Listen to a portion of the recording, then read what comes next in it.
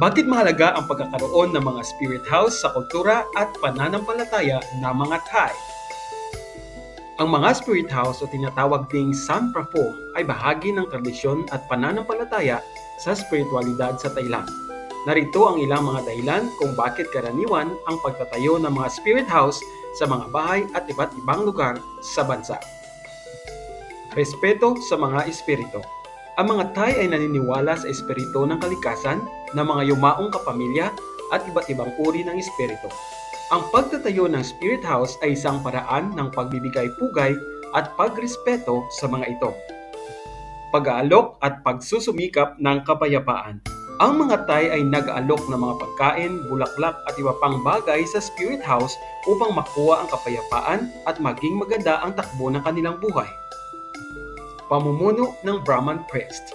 Ang pagtatayo at ang ritual na kaakibat nito ay karaniwang isinasagawa ng isang Brahman priest na nagdarasal at nag-aalok ng seremonya para bigyang galang ang mga espiritu. Pangontra sa mga masamang espiritu. Naniniwala ang mga Thai na ang mga masamang espiritu ay maaaring magdulot ng malas sa isang tahanan. Ang spirit house ay naglalayong pigilan ang mga ito at mapanatili ang harmonya. Pampaswerte. Marami ang naniniwala na ang pagkakaroon ng spirit house sa isang property ay nagdadala ng kapalaran at tagumpay.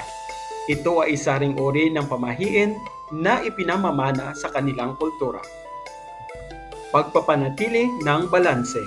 Ang pagtatayo ng spirit house ay nagbibigay diin sa kahalagahan ng balanse sa kalikasan at espiritual na kapaligiran. Tagpo ng mga Diyos at Espiritu. Naniniwala ang ilang Thai na ang spirit house ay tagpo ng mga Diyos at Espiritu at sa pamamagitan nito, maaari silang makipag-ugnayan at humingi ng tulong sa kanilang pangangailangan. Ang spirit house ay bahagi ng pang-araw-araw na buhay ng mga Thai at naglalarawan ng kakaibang halaga na ibinibigay nila sa kanilang kultura at espiritual na paniniwala.